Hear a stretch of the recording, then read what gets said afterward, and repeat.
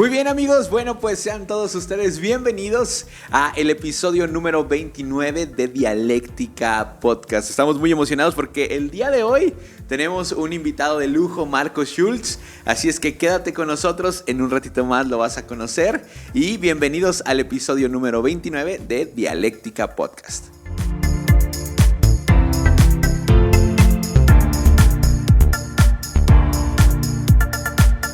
Muy bien, amigos, bueno, pues estamos de regreso, qué bueno que siguen con nosotros y en verdad estamos bien emocionados por la oportunidad que Dios nos ha dado para poder grabar este episodio, pero como antes y como cada semana voy a comenzar presentando a mis amigos que están con nosotros en la mesa. El día de hoy Cris Carrión no pudo estar con nosotros, pero bueno, pues le enviamos un saludo y un fuerte abrazo. Amigo Artur Delgado, ¿cómo estás? Hola amigos, bien, contento de estar aquí.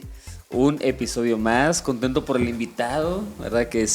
Viene desde muy lejos para estar con nosotros, entonces gracias por el espacio, el lugar para tener este episodio. Así es, amigo Luis Serna, ¿cómo estás? Muy bien, amigos, también muy emocionado aquí de tener nuestro invitado Marcos, con todos los que estamos aquí, Jorge, Artur.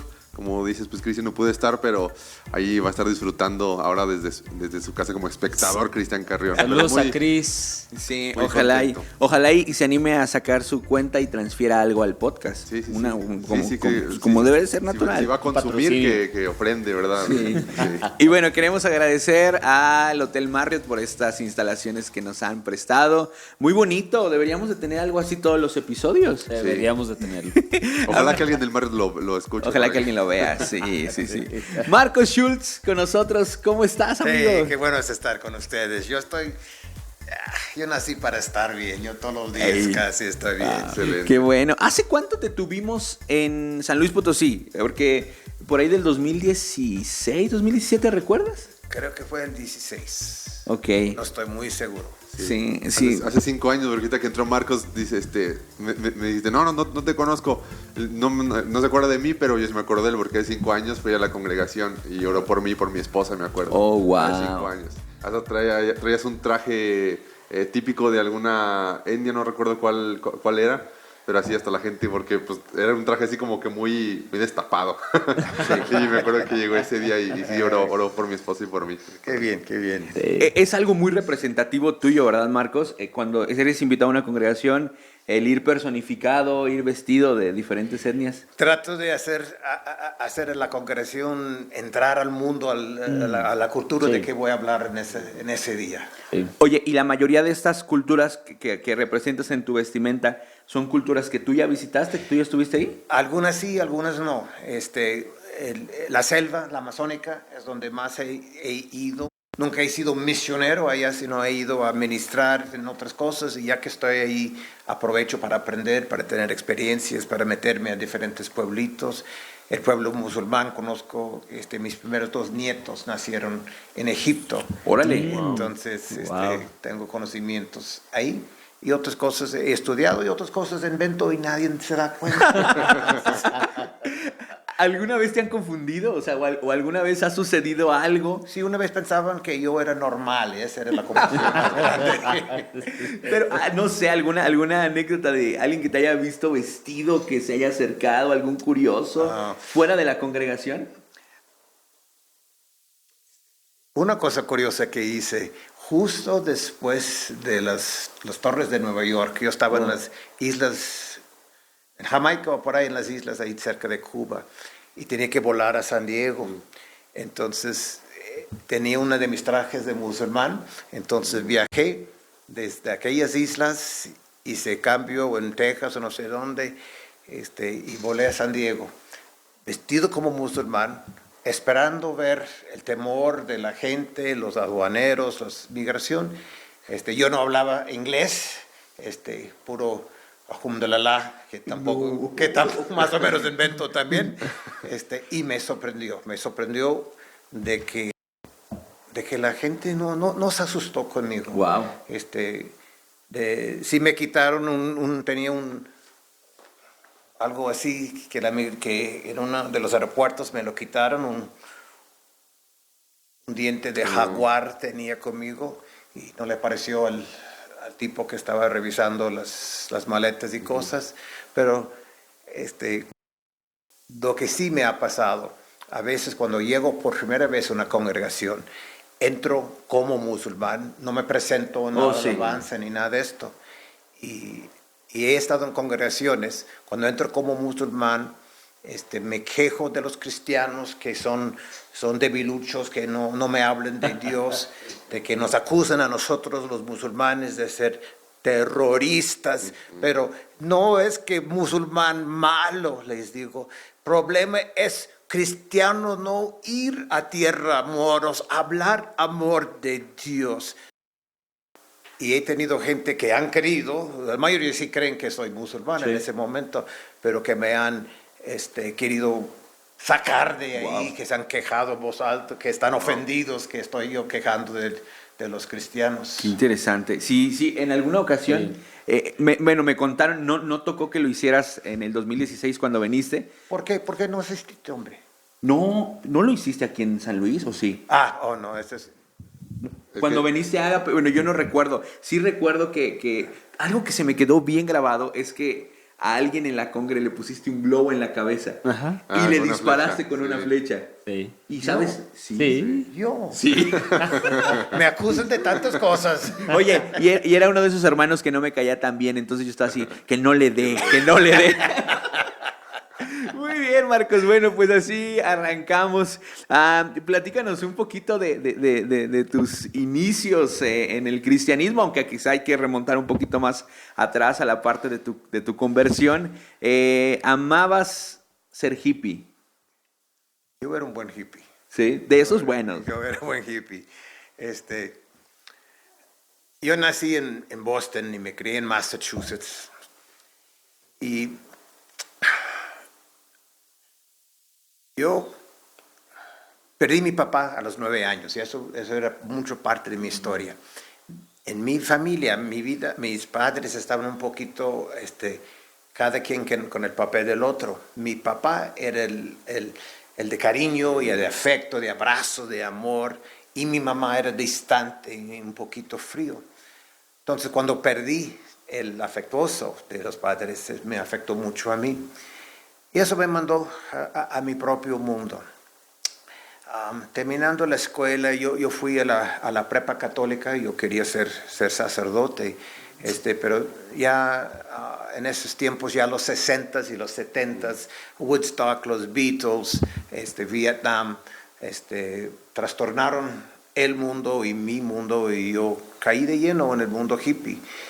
Y mis amigos me vieron como muy a todo dar. Yo era el primero que me metí en todas las ondas nuevas, las protestas, los movimientos, lo que fuera. Cuando yo tenía 17 años, salí de mi casa y viajé por todos los Estados Unidos, sacando el pulgar, 4 meses.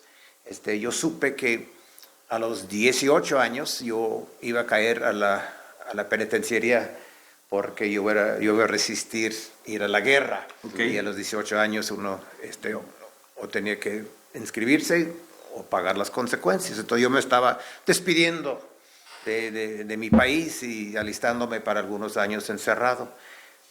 Afortunadamente la guerra terminó justo a tiempo y me libré de eso. 2 años después,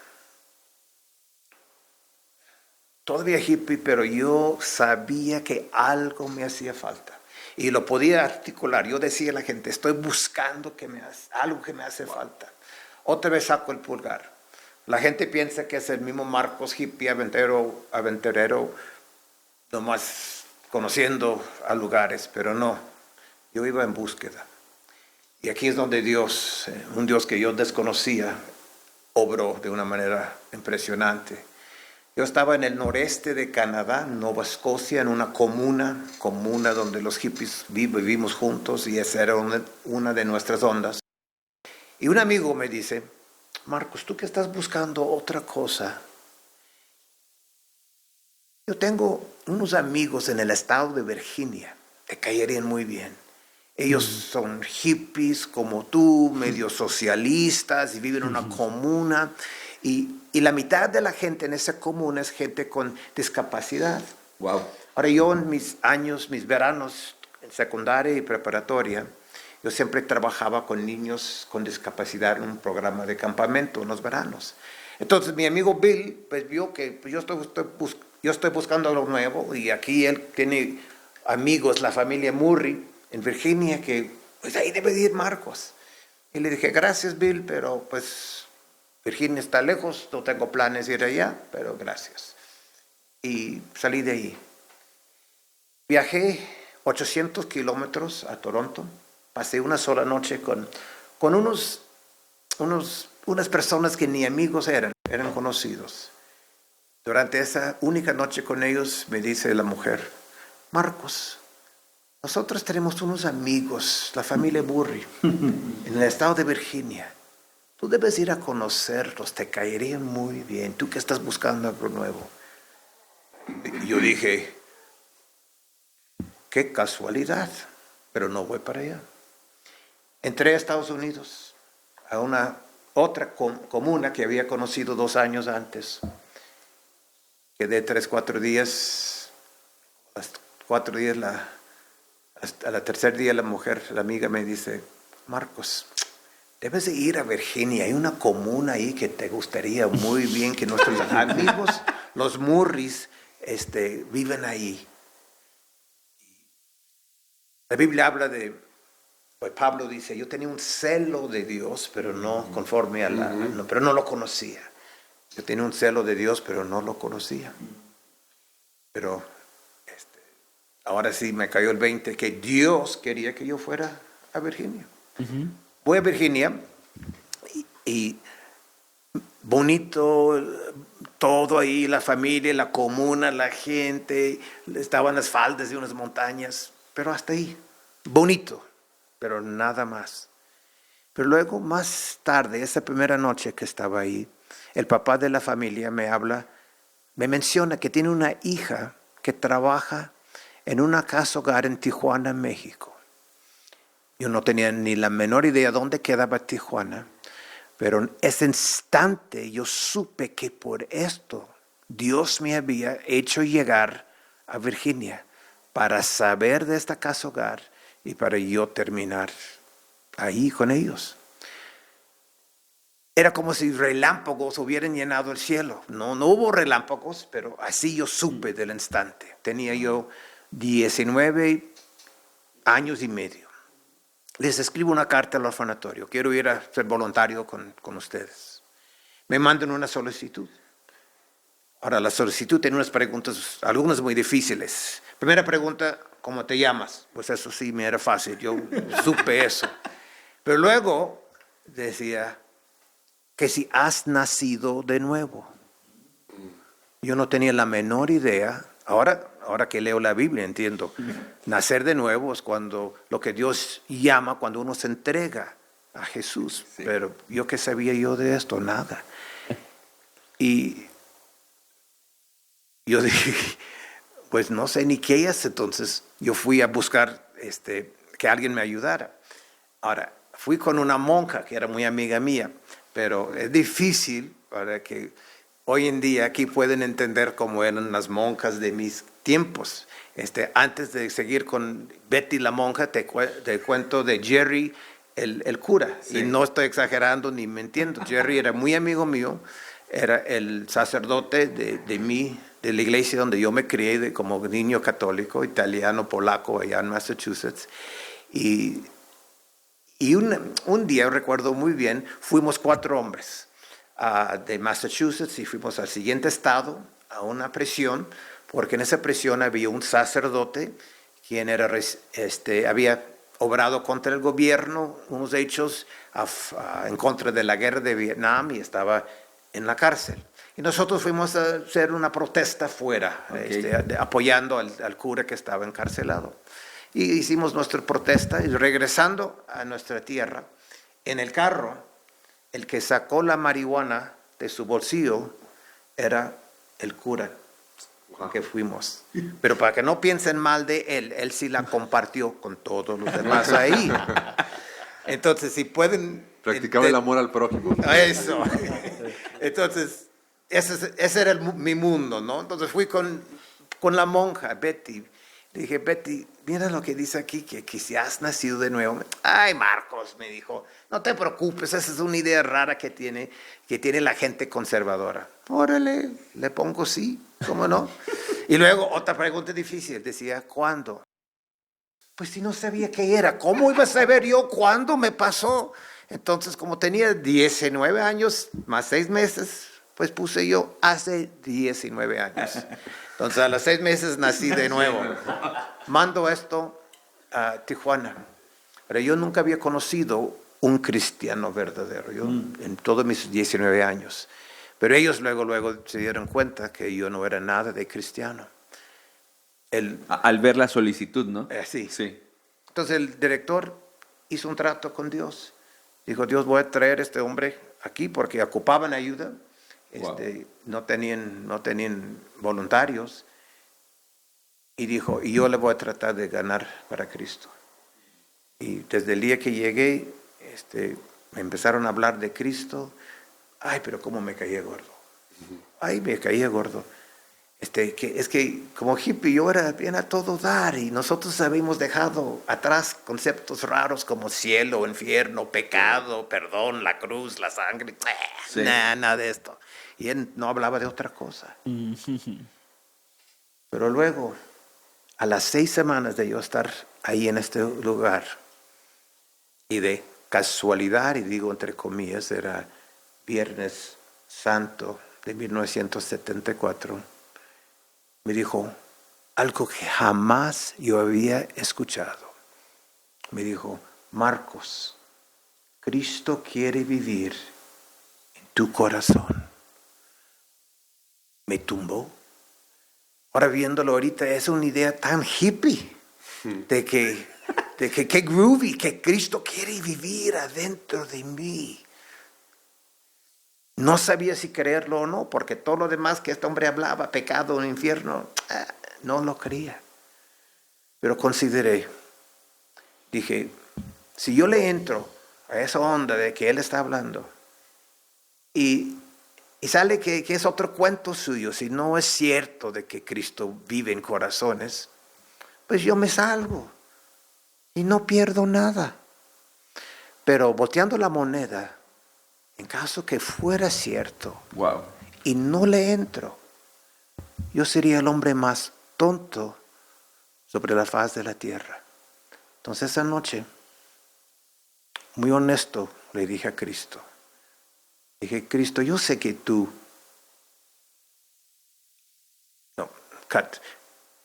esa noche me acosté y le dije, Cristo, yo no sé si es cierto que tú quieres vivir en mi corazón. Yo no sé si es cierto que tú puedes vivir en mi corazón.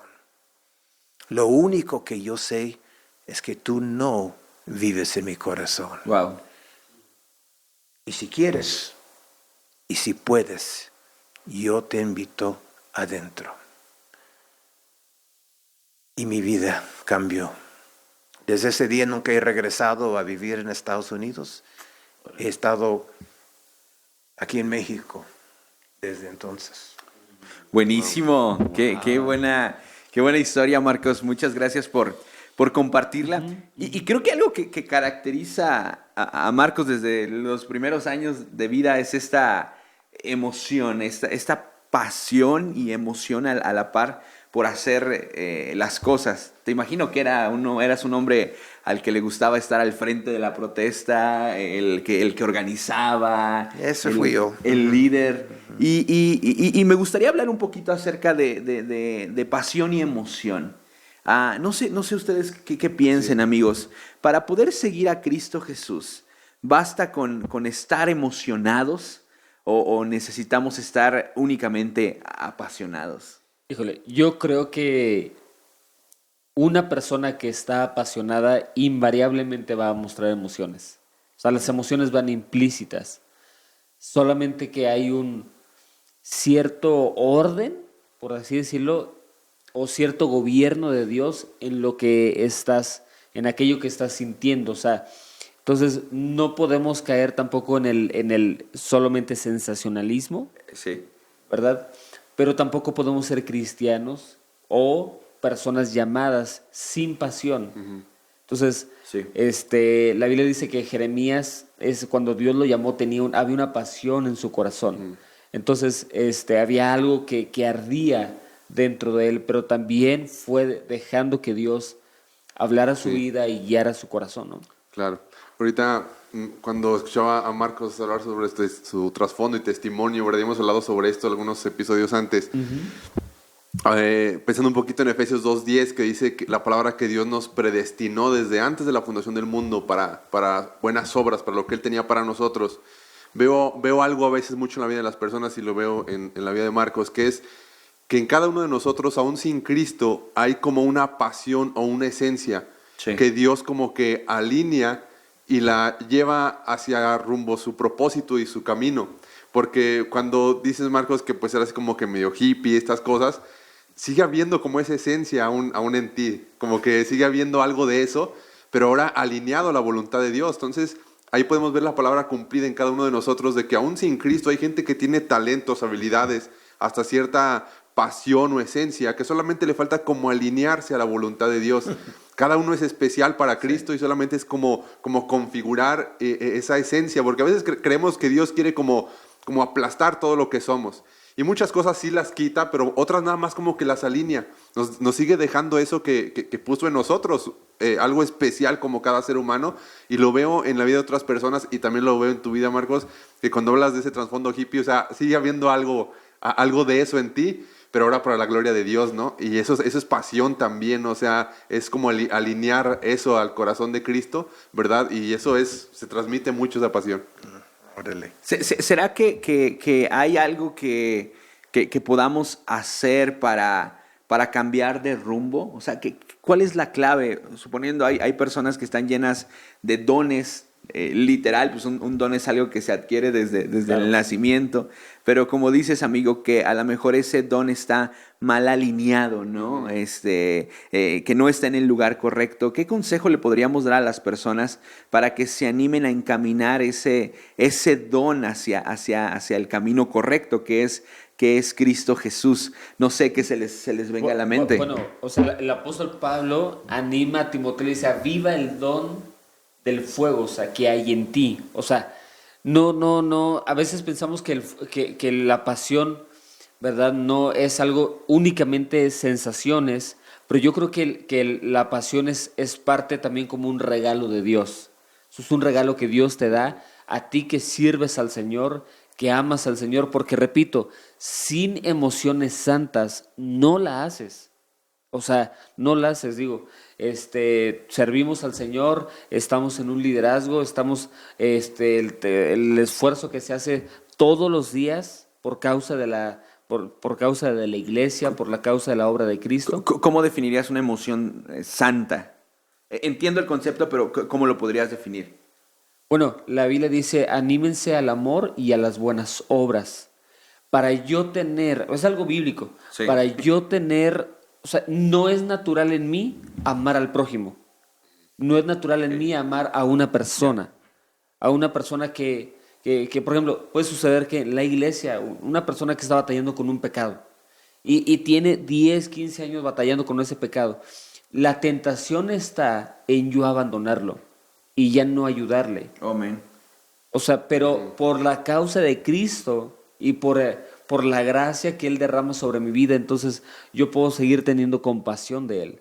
O sea, la pasión no es únicamente emociones altas en el sentido de fuego, de injundia, sino también es una pasión fuerte por la compasión, por las almas, por el perdido, ¿verdad? Por las misiones, por ejemplo, veo que Marcos es una persona apasionada por las naciones, ¿verdad? Y por las etnias y las culturas y las tribus, ¿verdad? Y aquí está, por supuesto, la evidencia de ello, ¿no? Así que creo yo que emociones fuertes Dios nos concede vivir para hacer su obra. Sí. Ahora, creo que una de las grandes barreras para alinear ese don es el temor a perder. ¿En algún momento tuviste temor a perder popularidad, la popularidad que el mundo te ofrecía? Y dijiste, híjole, es que si empiezo a aceptar a Cristo Jesús, como que el Marcos que tiene influencia de este lado, ya no la va a tener. O a lo mejor sí, pero ahora la voy a tener con una bola de aburridos llamados cristianos. ¿Te pasó? Me pasó, creo que no me pasó con el temor. El hecho es que yo perdí mis amigos. Okay. Y éramos una clica muy, muy cercana de hippies. ¿Alguien te lastimó? ¿Alguien te No me ofendió? lastimó, no. Yo estaba lejos ya de ellos físicamente porque yo estaba en Tijuana y ellos en Massachusetts y en otras partes. Pero uno de ellos me contó de que alguien preguntó entre los buenos amigos, ¿y qué has sabido de Marcos? Y todo el mundo sabía que yo ya conocía a Cristo. Y la otra persona dijo, ¿quién es Marcos? Y eso fue cerrando la puerta a ese grupo a mí. No creo que me dolió. Quizás soy conchudo, soy difícil de ofender. Había hecho mi decisión, tenía unas consecuencias. Órale, estoy listo. ¿Te ayudó mucho el cambio físico, el cambio territorial de un país a otro para desconectarte? Eso sí, esa distancia sí me ayudó. ¿Y qué le dirías a las personas que no tienen la posibilidad de hacer ese cambio territorial? De todos modos, que yo pienso en mi clica de amigos, ¿qué tenían para ofrecerme? Yo tenía vida para ofrecer a ellos, pero no soy fan del temor entre cristianos. Los cristianos me sacan de onda porque tenemos miedo a morir. En cuanto hay peligro, todo el mundo ahora sí está orando en serio por este misionero y cosas. Oyes, yo siempre digo, cuando estoy en un peligro, lo peor que me puede suceder es que me puedan matar. ¿Y qué? Vas a resucitar. Voy al cielo, ya sé a quién pertenezco. Entramos a esta jugada para adquirir la vida eterna, la recibimos, entonces la muerte nomás es la puerta. Entonces, ¿para qué tanto show? Entonces, amigos o dinero, otras cosas que puedo perder. Claro. Yo de veras no me mueven. ¿No? Manuel, para desarrollar pasión se requiere sacrificio. Yo digo, reconozco que tengo pasión, es parte de mí y no tengo fórmula, no sé ni cómo. Una cosa que sí sé que tengo, yo me miro, si no hubiera yo en 1974 conocido a Cristo, hoy en 2021, ¿quién sería y dónde estaría? Y fácil, tengo unos conceptos donde mis pasos me estaban llevando. Entonces yo estoy tan agradecido, tan asombrado con Dios de que me agarró y me rescató y ha estado conmigo. Y la Biblia dice, olvidamos lo pasado. Pues yo olvido la culpabilidad del pasado, pero recuerdo el pasado, y el pasado me conmueve en el presente para amar a Dios. Yo dije al principio, rara la vez, yo siempre estoy bien. Me preguntan cómo estoy, no miento, estoy bien. Si amanezco y reconozco que no estoy bien, directo contacto con Dios. Este es el día que hizo Jehová y yo me gozaré, yo me alegraré en él. Yo soy un hombre muy emocionado, esto sí. Yo lloro y yo me río, pero la pasión y la emoción son diferentes. Yes. Y mi regla es, tengo muchas emociones, pero no tomo decisiones en mis emociones. Espero que pase la decisión, pase la emoción para hacer mis decisiones. Buenísimo, porque hay muchas personas que están llenas de emociones, pero no brincan a la pasión. O sea, que los ves todo el tiempo haciendo planes, los ves todo el tiempo con ganas, con deseos, ¿verdad? Y los ves un mes después y te das cuenta que están en el mismo lugar. Entonces quizá la clave, no sé, es acompañar, como lo decías, hermano, esa emoción de la pasión para que puedan hacer la conjugación correcta y exitosa. Claro, yo creo que muchas de las veces a veces la emoción es la chispa que enciende. pero después tiene que pasar también a la convicción, tiene que pasar acá arriba, Bien tiene dicho. que profundizar al espíritu. Claro. La emoción es la chispa que solamente da la inyección al motor, pero no permanecemos en base a la emoción. Después viene acá a razonarse, después viene a sentarse en el espíritu, porque cuando voy avanzando veo que ya la emoción ya se va como diluyendo, se va desvaneciendo, pero ya se queda afianzada ya la convicción, ¿verdad? Que Entonces, desarrollé. pasiones son convicciones. Ajá, O sea, también. una pasión, un llamado apasionante te va a llevar a tomar convicciones Sí, claro. correctas, ¿no? Es como el enamoramiento y el amor en el matrimonio, ¿no? El enamoramiento te dura, no sé, ¿qué te gusta? 2 años, 3 años. En mi caso, 6. Yo sigo sigue. enamorado de mi esposa. No, ¿Lo escuchaste, mi hermana? Bueno, hay emociones, o sea, sí, o sea, hoy 7 de la mañana, digo, me huele la boca, no creo que mi esposa esté sumamente emocionada, conmigo, Ah, ¿no? pero no significa que no haya una convicción. Claro. O sea, Sí, Eso, sí. eso sobrepasa, o sea, eso es más allá. Ya. Sí, buenísimo. Muy bien. Marcos, vamos a hablar un poquito del llamado, aunque vamos a irlo tocando un poco.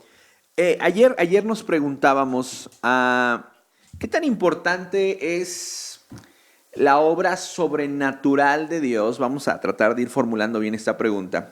O la presencia mística de Dios a la hora de recibir el llamado. Porque muchas personas, en mi caso, por ejemplo, recibí un llamado pastoral, pero fue un llamado muy tranquilo. Solo fue una convicción en mi corazón, un deseo por pastorear la iglesia de Jesús. Pero hay otras personas que dicen, no, es que si Dios me está llamando, yo necesito una demostración sobrenatural, ¿verdad? Aunque hablaste de manera muy específica acerca de lo que tú sentiste en el corazón cuando escuchaste hablar de aquel lugar. Pero, ¿qué opinas? ¿Crees que es necesario la demostración sobrenatural de Dios cuando Él nos habla algo? La verdad soy muy, para no usar otra palabra, soy muy pentecostal al extremo. Yo sí me emociono y brinco y grito y lenguas y todo lo que tú quieras. Pero creo que demasiadas veces echamos a un lado la palabra de Dios, la Biblia, para ver que Dios me diga su voluntad, cuál es mi llamado. Abre el libro y lee, ahí Dios te está hablando. O sea, no quiero ser tan seco de que no hay relación íntima con Dios. Sí lo hay. Y soy muy, muy fan a mis ovejas me siguen porque conocen mi voz. Entonces, cuando no estamos escuchando voz de Dios, no le echemos la culpa a Dios. Él dice, Él nos está hablando. Yo tengo que afinar mi oído espiritual a escucharlo. Entonces sí existe esto, pero no viene con descalofrío o como yo dije, yo sí tengo mis experiencias cuando supe que por algo me llamaron, Dios me llamó con los Murrys y he tenido algunas de esas experiencias, pero no vivo. No dependes de ellas. No dependo de ellos y no he tenido tantos. ¿verdad? Claro. Pero sí soy de que tú preguntas a Dios y Dios te va a responder. A mí me toca escuchar la voz de Dios. A ti, Jorge, te toca a ti escuchar la voz de Dios en cuanto a tu vida. Claro. Y por ejemplo, ¿qué tanto, para Marcos, qué evidencias hay en una persona que viene con Marcos y le dice, Dios me ha llamado? O sea, ¿qué evidencias como liderazgo? ¿Hay un checklist? Como pastor que ha sido también, la gente de cerca al pastor. Ya, pregunta, cálmense, ya ven. Regreso a algo que dijiste, Jorge. Hay gente que habla bonito y al mes ves que era lo que yo llamaría solamente un sueño guajiro. Hay gente que hablan sin pensar, que hablan como si el mundo y la vida se compra en dos segundos y por lo regular se nota. No tienes que ser lleno de dones espirituales o no tienes que ser profeta para poder filtrar. Esto se me hace bonito, la persona está siendo sincera, pero yo diría con emociones, con confusiones, sin convicciones, sin decisión, y se le nota. Hablas y mencionas una palabra muy importante, el notársele. Ayer estábamos platicando, porque tenemos a veces una reunión antes para planear bien, y yo me hacía la pregunta, una persona introvertida, seria, Como yo. no, tú eres muy extrovertido, una persona introvertida, Conservadora. seria, alejada, que no le gusta estar en contacto quizá, o que no le gusta tener los reflectores encima de él, ¿puede ser llamado a la obra intercultural, a las misiones? Absolutamente, sí, sí, porque está en la Biblia. Y la Biblia nos dice, los que no son tímidos están descontados. No, Dios te va preparando. Yo sé que toda mi vida, mis primeros 19 años antes de conocer a Dios, Dios me estaba preparando para ser siervo suyo un día. El hecho de que a los 9 años perdí a mi papá, me ayudó mucho para llegar a ser cristiano. Y les digo por qué. Mi mamá era muy católica. Mi papá era católica nomás de nombre. Pero la influencia sobre mí fue mi papá. Entonces yo con papá hubiera llegado a ser agnóstico, ateo, algo así. Dios lo quitó de mi vida. Yo lloré y no entendí nada. Yo recuerdo muy bien que cuando un amigo sacerdote, sí ya no es el hippie, es antes de los hippies y todo, y llegó a la casa cuando recién el día que murió mi papá, y yo puso la mano aquí y me dijo, Dios es bueno, Marcos. Y recuerdo que cuando puso la mano con cariño, que como que yo tenía las lágrimas todas aquí, ¡uf! Y todos me cayeron. Y hasta la fecha pregunto, o sea, yo sé que Dios es bueno, pero no sé si decírselo a un niño de 9 años que acaba de perder su papá. Esa es la manera correcta, pero en mí sí me sirvió mucho. Pero porque ya estaba yo solamente con mi mamá, y ella tenía su fe, tenía su catolicismo, era muy fiel a eso, y eso me hizo dirigir mi rostro hacia Dios. Yo terminé no siendo católico, etcétera, pero era porque mi mamá sí era seguidora de sus dioses, que me hizo a mí tener corazón de búsqueda. Ya, buenísimo. Sí. Y bueno, también creo que me saltó mucho lo que dices cuando llegó esta persona. Creo que habla también mucho del dominio del Espíritu Santo en nuestras palabras en medio del dolor. Porque hay que dejarte usar en los momentos en los cuales alguien está pasando por un momento triste o doloroso para que el Espíritu Santo hable, y si no tienes nada que hablar, mejor no lo hables, porque como dices, llegas a un niño a querer forzarlo a entender que Dios es bueno cuando está en medio de una pérdida que quizá no alcanza a comprender, híjole, pues difícilmente lo va a aceptar, pero cuando es el Espíritu Santo el que te está respaldando para bendecir tu vida, creo que las cosas cambian demasiado. Marcos, háblanos un poquito acerca de la etapa en la cual tú recibes este llamado a la obra intercultural, a poder alcanzar. Era una noche oscura. Y salieron relámpagos. Y yo sentí escalofrío y dije, sí, Dios. Sí quiero. No, nada de tan glorioso. El hecho fue, nací de nuevo en Tijuana. Y el que me trajo a los pies de Cristo supo hablarme de Cristo y hasta ahí llegó. No hubo discipulado, no hubo seguimiento, no hubo nada. Yo apenas estaba aprendiendo a hablar español, estoy en un mundo de niños, 70 niños y español, entonces estaba yo aislado, pues de cierta manera. Y luego un norteamericano que venía a la casa hogar me vio.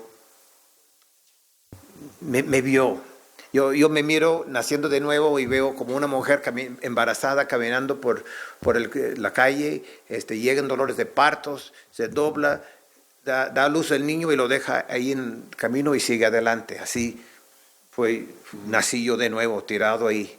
Pero ese otro hombre llegó y me empezó a discipular. Y este hombre era un pastor de jóvenes que tenía cientos de misioneros, cientos de los suyos en el campo. Entonces ese fue mi primer discipulado. Okay. Y este hombre hasta el día de su muerte era mi mentor. Entonces no hubo un momento en mi vida cuando las misiones me Sí. iluminaron, sino fue parte de mi crecimiento, fue mi leche. Misiones es el corazón de Dios. Dios nos dio la tarea de llevar el mensaje a las gentes que hoy viven en Sí. tinieblas. A mí aquí me hace algo ruido, algo muy importante. Marcos, ¿qué tan importante o qué influencia tiene en la vida de un nacido de nuevo, la esencia que su mentor o su primer pastor le transmite? Oh, Sí es muy, como muy, ¿cómo se podrá decir? Como marca mucho la vida de la persona. Es decir, el evangelio y la palabra de Dios, el cristianismo es general para todos. Hay normas y reglas para todos que todos debemos de entrar en esa idea que la Biblia presenta del cristianismo. Pero creo que todos llevamos dentro de nosotros una especie de ADN transmitido a través de la persona que nos La discipuló, relación personal. claro. ¿Sí influye eso? Oh, sí. Para mí un problema hoy que tenemos en las iglesias, que tenemos clases de discipulado. Tengo discipulado a las 7 los martes. ¿Cuándo ves a Jesús diciendo, Pedro, falta media hora para el discipulado? El discipulado es caminar con la persona, vivir con la persona, es aprender sobre la marcha. Así aprendí con este amigo Bon. Y así los discípulos, ni les digo mis discípulos, si son mis discípulos estamos mal, estoy mal. Buenísimo. Los discípulos de Cristo que han sido entrenados por Marcos, han o vivido en mi casa conmigo o caminado conmigo en el ministerio. Claro. Entonces, pero esta persona, el pastor Bon, fue el que te empezó ya a discipular de alguna forma. Sí. Sí te transmitió ese ADN para las misiones. O sea, él era un corazón misionero. Digo, es un llamado en general para toda la iglesia, pero sí hay ministerios como con más énfasis en las misiones y él sí te transmitió como ese ADN. Luis, casi todo lo que sé hacer en cuanto a ministerio, comunicar desde la plataforma, trabajar con jóvenes, misiones, discipular, aprendí de este varón. Wow. Wow. Lo único que no aprendí era doctrina, era bautista y sin arrojar piedras a los bautistas, sí, claro. yo no lo soy. Entonces, me enseñó casi todo. Excelente. Buenísimo. Marcos, ¿cuántos países has visitado? Ay, híjole. No tantos como uno cree. Ok. Bien, he visitado 3, 4 varias veces. Me imagino que he visitado unos 15 total. Y bueno, me imagino que no sé si la mayoría o no, pero me imagino que todos estos que has visitado tienen el objetivo de comunicar a Jesús. Queremos hablar un poquito acerca del rechazo al Evangelio, cómo sobrellevarlo. ¿En algún momento has recibido, bueno, yo creo que muchas veces, pero quizá uno que te haya marcado, el rechazo a lo que tú quieres comunicar? Seguramente sí.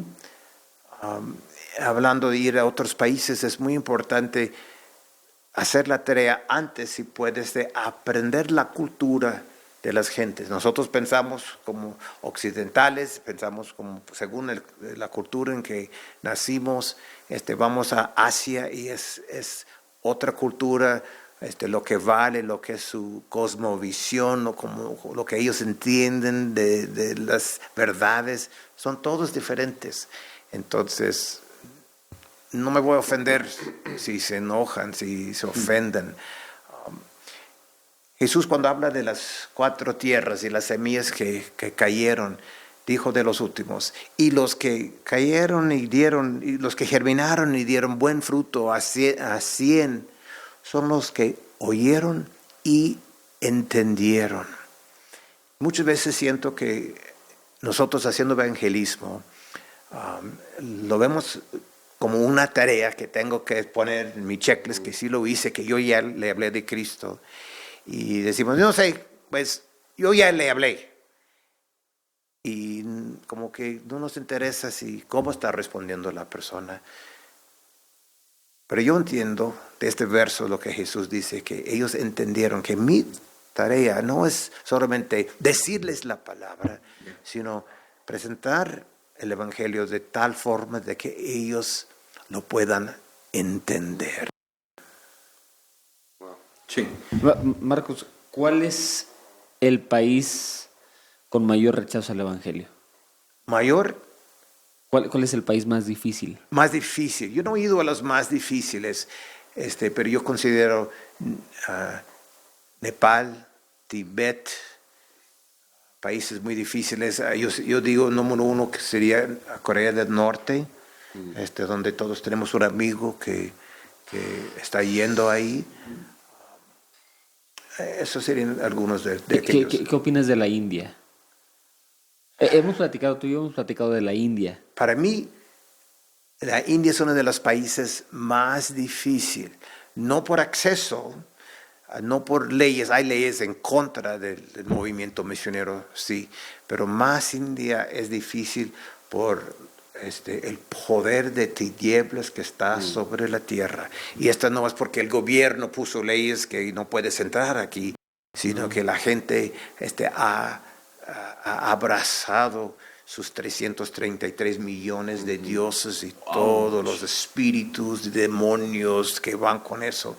Y es un lugar difícil y a la vez digo que es la nueva frontera que el Espíritu Santo ha puesto a la iglesia mexicana. No que solamente podemos ir a la India, o Dios solamente quiere que vayamos a la India, pero sí hay algo en particular que Dios ha conectado México con ir a la India. Claro. Perdón, nada más porque me interesa esto, o sea, ¿qué le sucede a yo jamás he estado en la India, pero ¿qué le sucede a un misionero en la India? Un misionero mexicano, espiritualmente. Pues tenemos una historia muy triste que no me gusta contar, pero hace algunos años una mexicana que se preparó, no era un turista que fue a la India a hacer misiones, no, ella se preparó, estuvo ahí 2 años y cuando regresó de la India, ella se suicidó. Y esta es una historia que se ha repetido otras veces. Otra mujer que hace años era líder en México de la vanguardia en cuestión de misiones, fue a la India a servir. Y cuando ella regresó a México, no podría decir qué le pasó, pero ya no era la misma persona. Los poderes. Recordemos, Mateo 16, 18. Y sobre esta roca edificaré mi iglesia. Y luego, de inmediato. Y las puertas del infierno. No estamos hablando del infierno, Jesús. Estamos hablando de que tú vas a hacer tu iglesia. Y las puertas del infierno no van a poder contra ella. Pero lo que yo veo ahí es que las puertas del infierno van a estar tratando, estamos en guerra en cuanto hablamos de la gran comisión, sea evangelismo local o sea misiones transculturales. Estamos nosotros invitando la guerra sobre nosotros. Esto es parte del proyecto, Claro. que lo entendamos. Por ejemplo, podemos leer, ¿verdad? De alguna forma o hasta escuchar, porque la palabra es viva, al apóstol Pablo hablándole a la iglesia en Corintio, que nuestras armas no son de este mundo, ¿no? Sino poderosas en Dios, en el Espíritu, para derribar argumentos. Está hablando ya cuestiones de ideas, cuestiones espirituales. Y a veces creemos que lo más difícil, porque mencionabas países como Corea del Norte, y creemos que esos países son los más difíciles por las leyes del hombre que están encima del país. Pero vemos otro tipo de leyes y otro tipo de limitantes que son más fuertes de alguna forma, que son las espirituales. India quizá no es tan difícil entrar, no es tan difícil empezar a compartir el evangelio como aparentemente puede ser Corea del Norte. Pero esto nos deja ver algo muy importante. A veces, bueno, más bien, las misiones son caras, ¿verdad? Es algo que requiere de recursos, ¿verdad? Pasaportes, visas, permisos, el dinero para abrir el negocio local, que el misionero se prepare, todas estas cosas. Y es difícil a veces todo ese proceso, pero es muy fácil comparado con lo que a veces descuidamos, que es lo espiritual. Todo eso se lo podemos dejar a Dios. Digo, Dios nos ha sorprendido con testimonios de mismos misioneros de casa, de cómo les otorga permisos, visas, rentas baratas en otros países, pero nos olvidamos del otro. Nuestras armas no son de este mundo, ¿no? Sino son espirituales, porque hay una guerra en lo espiritual. Y aquí quiero resaltar un poquito la importancia de la iglesia local en base a las misiones. El misionero va con un recurso que sale de la iglesia local económicamente hablando, y hasta ahí todo está bien, y hasta ahí lo podemos hacer, quizás hasta nuestras propias fuerzas. Pero la iglesia local nos hemos olvidado de cubrir la vida del misionero en oración, de estar al pendiente de la necesidad espiritual del misionero. Porque lo otro, repito, quizá hasta nuestras propias fuerzas podemos hacerlo. Los números, cuentas, y se paga y se hace.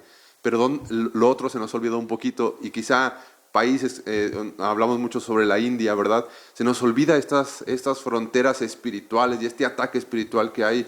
Qué importante es la iglesia local que se haga cargo de sus obreros, tanto económicamente hablando, todo lo que involucra, pero también lo espiritual, peleando. El cuidado integral del obrero. El cuidado integral.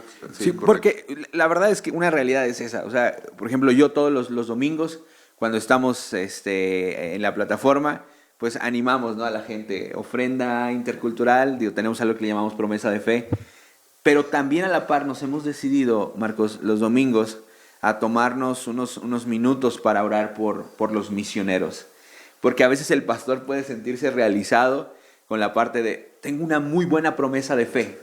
Pues lo alcanzamos. Bueno, aparte Jorge los obliga, o sea, va y los bolsea para que...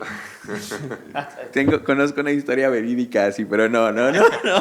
Pero un cuidado integral, ¿no? O sea, ¿qué piensas?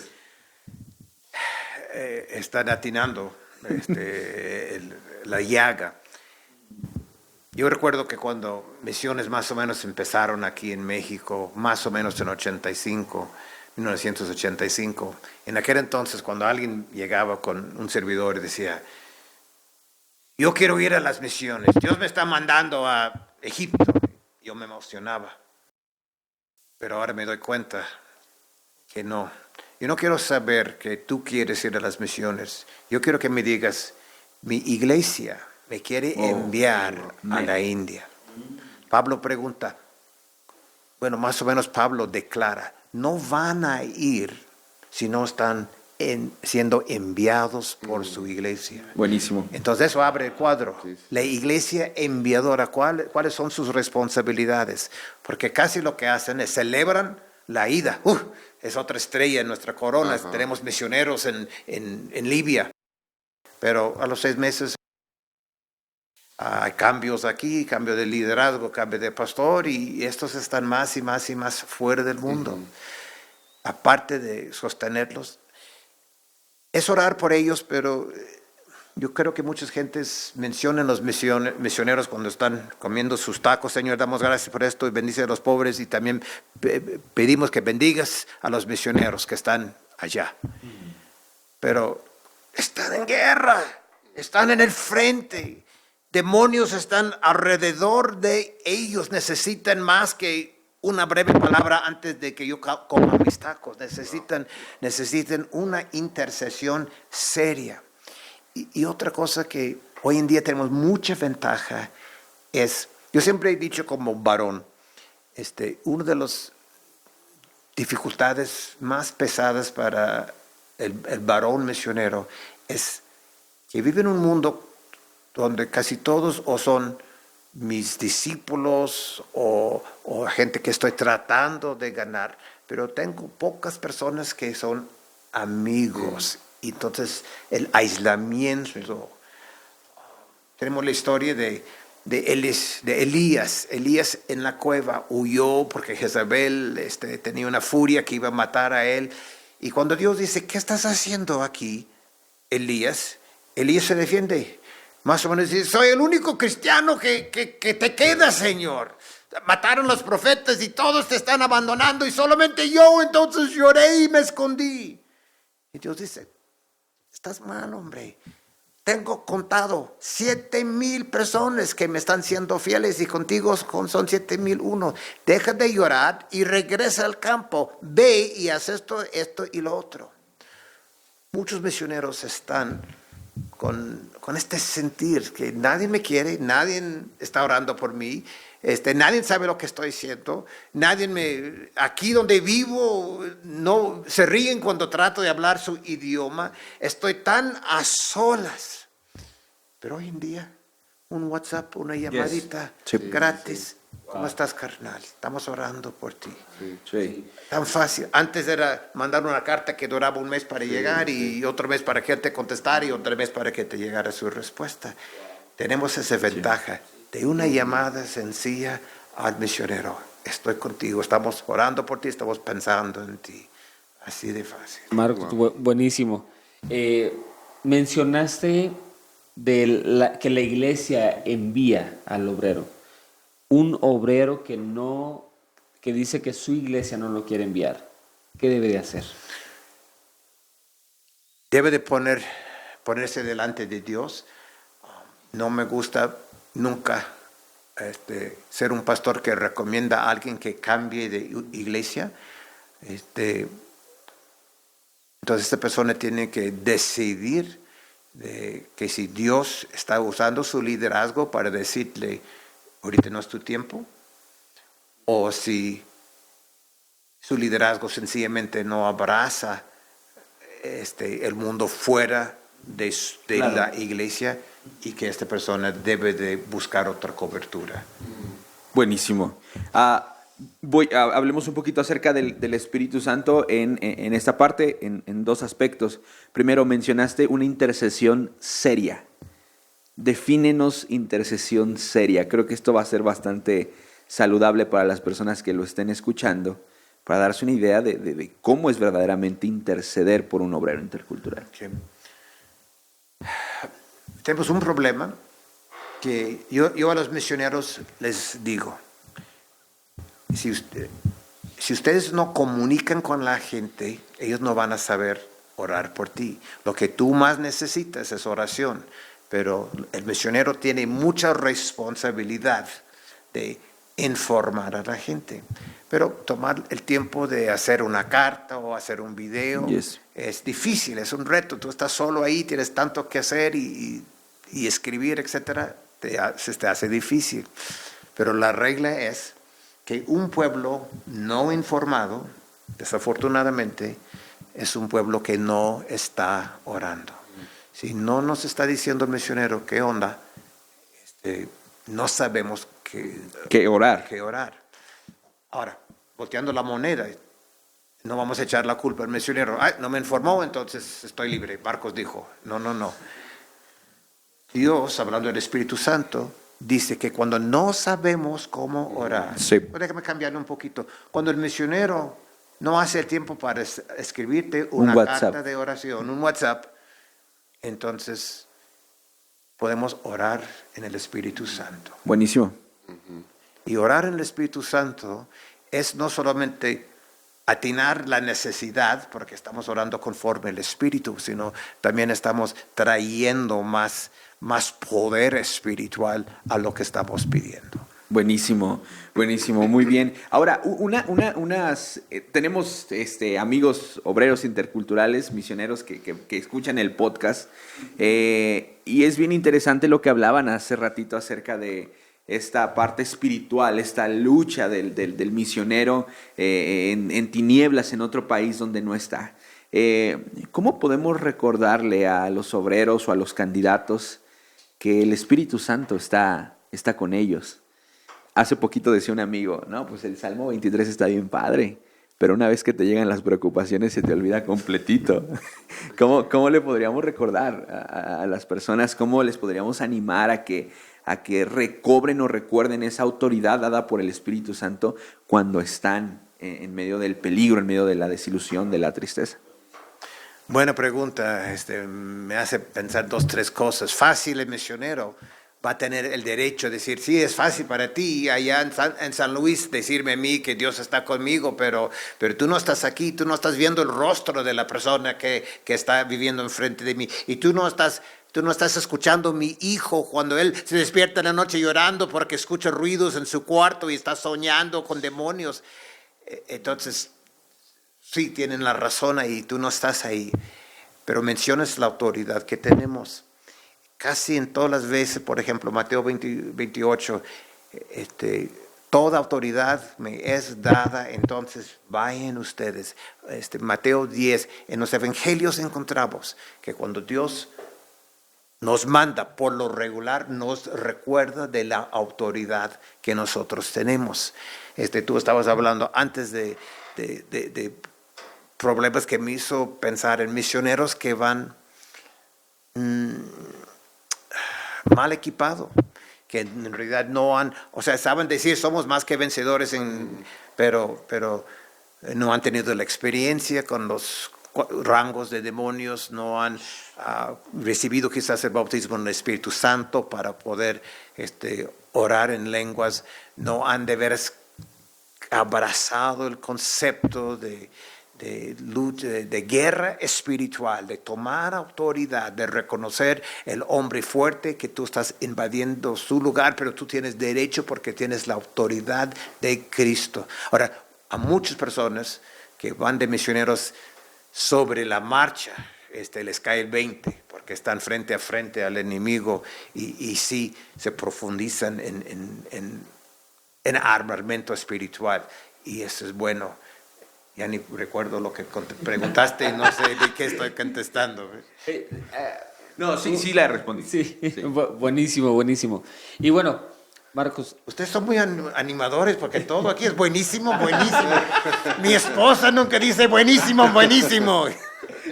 Bueno, pásale el video ahora que ya lo tengo. Así quiero que me animes. Aquí todo es buenísimo, wow, increíble, maravilloso. Aunque hemos llegado a la conclusión de que nuestra capacidad de asombro es muy pequeña. Pero bueno, disfrutamos de la vida, amigo.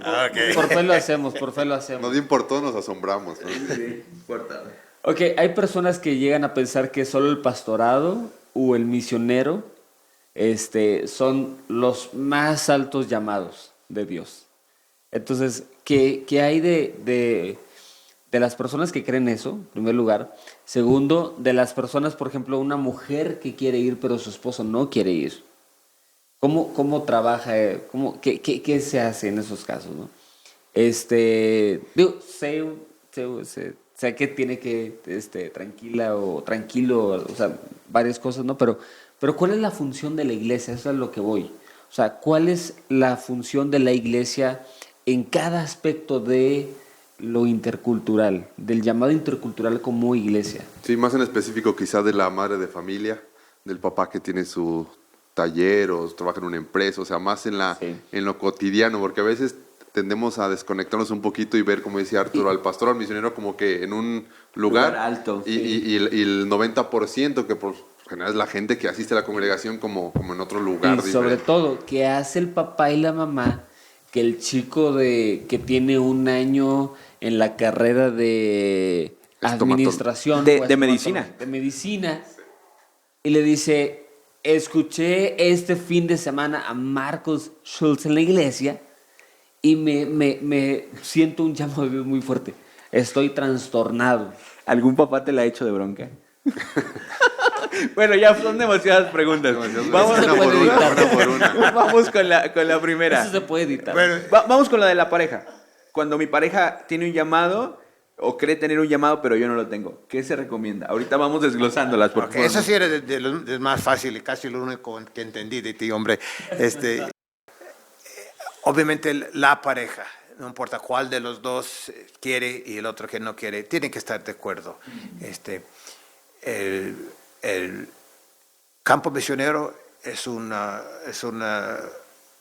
campo de guerra para el matrimonio. Nunca vas a entrar como misioneros cuando tu matrimonio está apenas. Es demasiado difícil.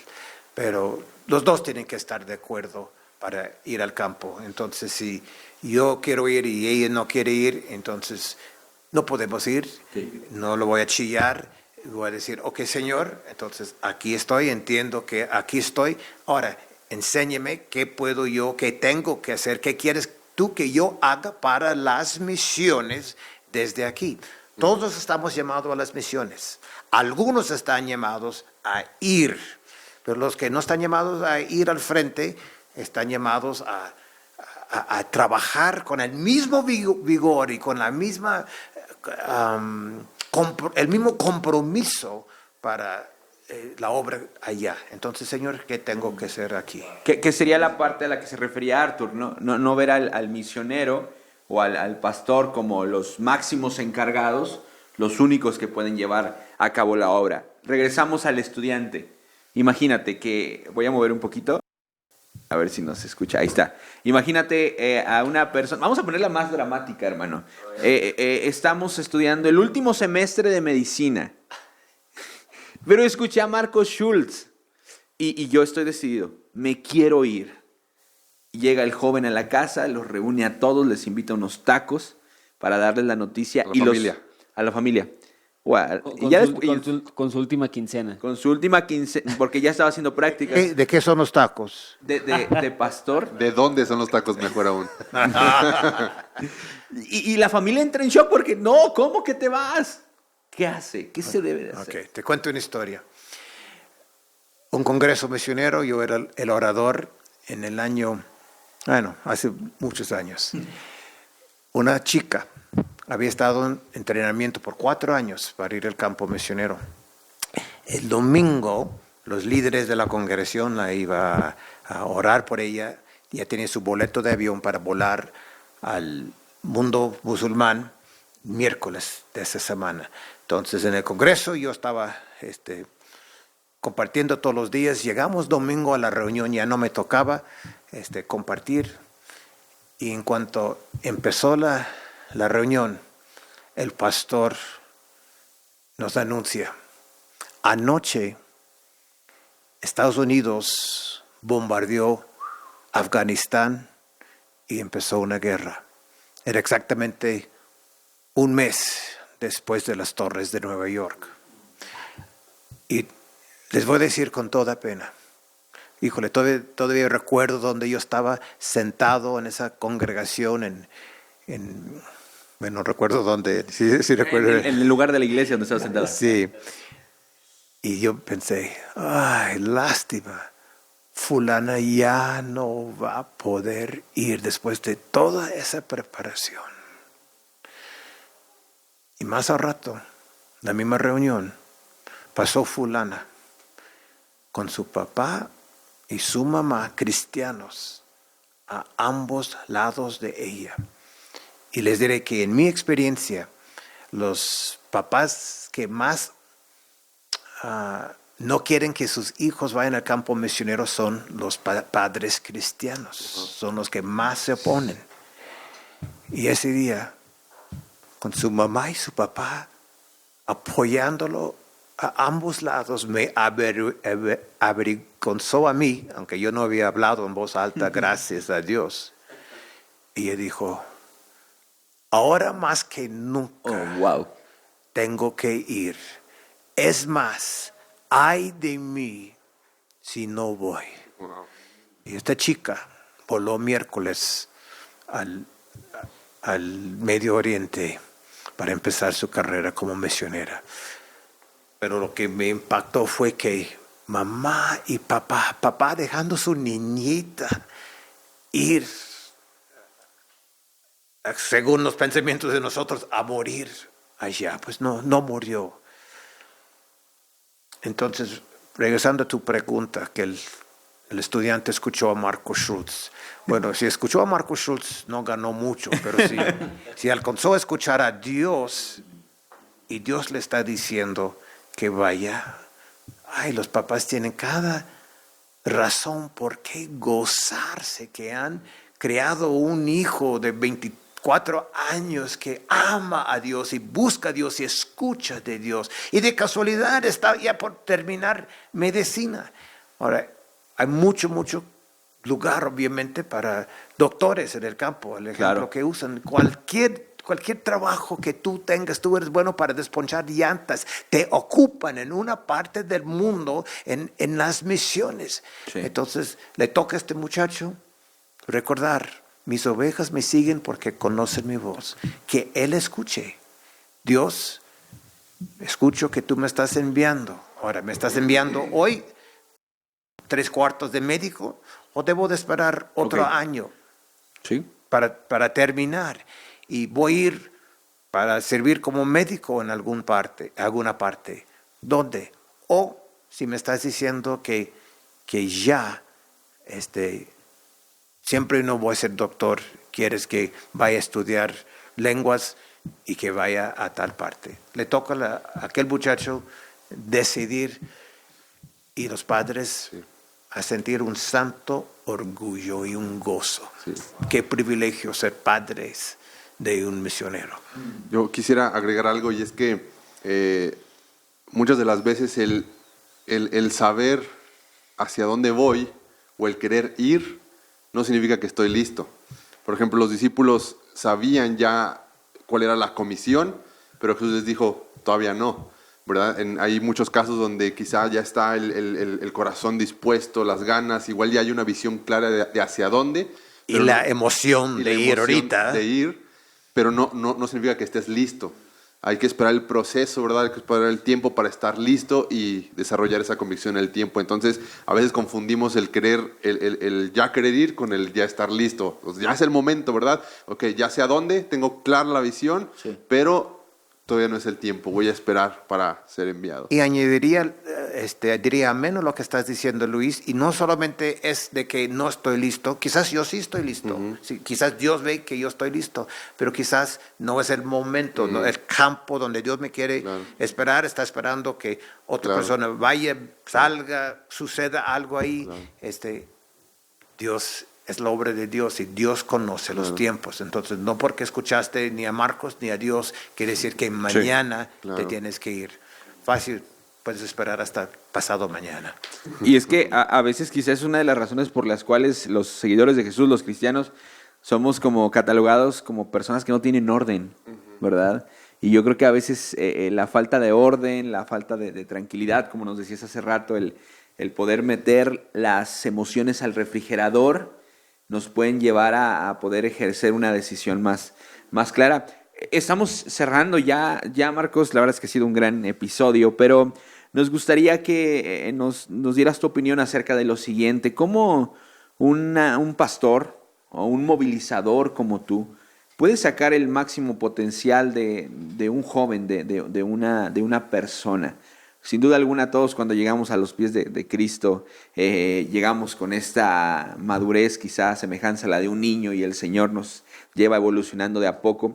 Pero ¿cuál es nuestra tarea como líderes, como pastores, como movilizadores, para poder sacar el 100% del potencial de una persona joven quizá, y no dejar que quizá se desvíen o desaprovechar el talento que Dios les ha dado?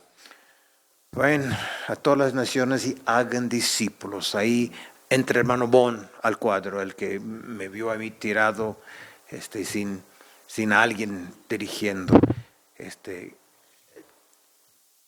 Como motivador no me toca, no puedo. Como discipulador, tomar a esta persona, tomarlo cerca, no darle clases de discipulado martes a las 7, sino decir, camina conmigo, sígame, como Jesús dijo, y vas a aprender sobre la marcha. Vas a aprender viendo, vamos a platicar y te voy a echar al fuego para que tú también aprendes. El discipulado.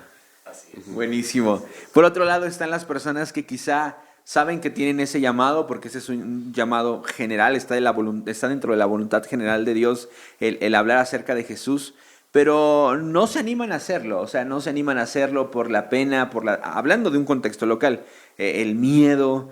¿Cómo podemos empezar una vida, a lo mejor es una pregunta muy básica, evangelística? O sea, ¿cómo podemos empezar a ejercer ese llamado de alcanzar a otros desde el área local, desde tu espacio donde vives? Te lo paso, Luis, tú tienes muchas ideas.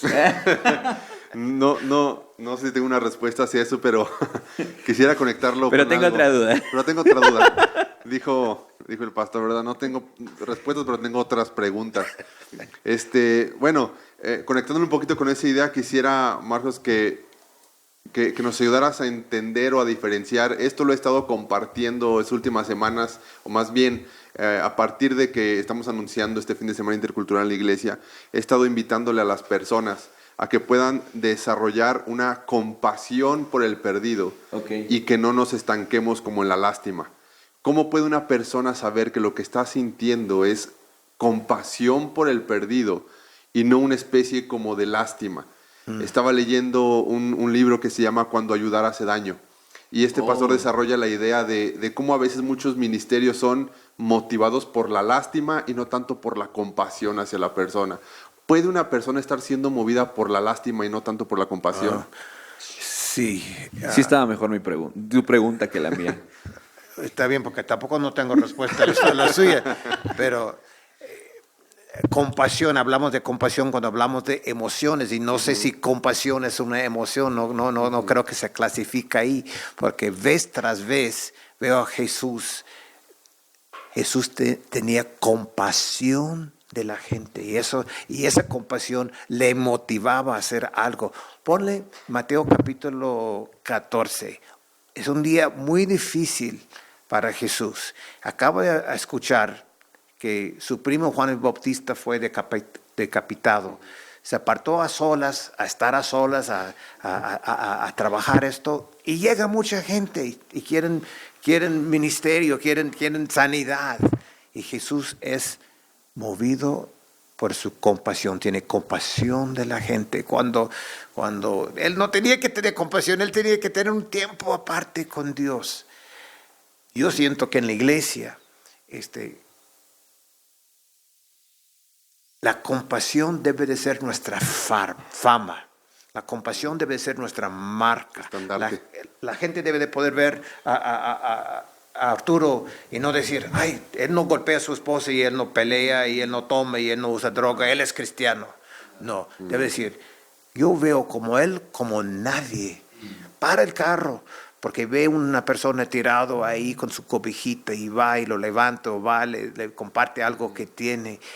Yo veo que Luis sí es un cristiano verdadero, porque veo cómo es hombre de misericordia y cómo no es puro verbo, sino es compasión activa, ensucia las manos a favor de la persona. Claro. La compasión dignifica la vida de la otra persona. La lástima a veces mantiene a la persona en su misma posición. Di esto otra vez, porque eso sí fue... La compasión dignifica la vida de la persona que se está ayudando. Es decir, suple su necesidad primaria, como este inválido que estaba en la puerta del templo, ¿verdad? Tiene una necesidad primaria, ¿verdad? Que es el recibir dinero para comer. Pero los discípulos son movidos por compasión y suplen su necesidad primaria, pero también su necesidad profunda, que es recibir sanidad y conocer a Cristo Jesús como su Salvador. Buenísimo. Entonces la lástima a veces mantiene a la persona ahí mismo, porque el que quiere recibir el crédito es la persona que le está ayudando. No, véanme, ayúdenme, porque pobrecito esta persona, y me conviene que se mantenga ahí para yo poder seguir creciendo en mi fama, en mi ego, ¿verdad? Pero la compasión dignifica a la persona y no lastima al ayudar, sino que la dignifica y la ayuda a levantarse y conocer de Cristo principalmente, pero también a suplir su necesidad primaria. Sí. Veo que tu pregunta entonces era retórica, porque tenías la respuesta y la tenías. No, sí, bueno, pero me interesaba mucho saber lo que... otra vez, la compasión dignifica a la persona y la lástima la mantiene donde está, para que la persona se llene de ego que le está ayudando. Buenísimo. Yo soy Marcos y estoy ayudando a los pobres y me siento muy... Claro, sí. Ya no te vamos a dejar hacer más preguntas. Okay. Muy bien, hace tiempo, y con esto cerramos, vi una publicación en Instagram, una historia de un pastor, no recuerdo dónde es, pero hablaba acerca de cómo se valida un llamado, cómo puedo saber que lo que estoy sintiendo es verdaderamente algo que viene de parte de Dios y no los tacos de suadero que me comí anoche. Normalmente hablamos acerca de cómo encontrar mi llamado. Y creo que es una pregunta que constantemente nos pueden hacer, pero me gustaría que cerráramos cada uno con una idea acerca de cómo validar, cómo saber que este llamado que yo digo tener es verídico. Cerramos con Marcos. Entonces, amigo, ¿tienes una idea? Sí, yo creo que amar a Jesús y servir tu iglesia local de todo tu corazón estar bajo autoridad. O sea, algunas... No sé, me refiero a cómo cerciorarte que el llamado que estás recibiendo es verdadero. Porque a lo mejor tu respuesta fue en base a cómo demostrar. ¿Sí me explico o pregunté Sí, mal? no, a ver si respondes tu pregunta, yo hablaría de filtros. Ok. Por ejemplo, primero, la Sí. palabra de Dios. Sí. ¿Verdad? ¿Cómo sé que mi llamado viene de parte de Dios? No tiene que contradecir la palabra de Dios, tiene que tener un fundamento en la Biblia. Dos, hay un principio, ¿verdad?, espiritual que es la autoridad, como dice Arthur. Tengo que preguntar a mi pastor, ¿verdad?, si está viendo en mí y cómo me va a ayudar a desarrollar esto.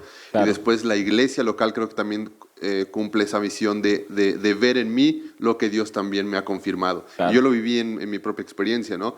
Mi llamado viene de parte de Dios para mi vida, para mi familia, para mí, para mi esposa. Después nuestro pastor, ¿verdad?, confirma ese llamado, nos ayuda a mantenerlo en oración, cubierto en la presencia de Dios. Y después la iglesia local empieza a reconocer ese llamado en nosotros y ahí y está en la palabra de Dios también. Entonces esos filtros nos ayudan a entender que definitivamente viene de parte de Dios. Sí, y quizá le podría agregar que ves una necesidad. Ok.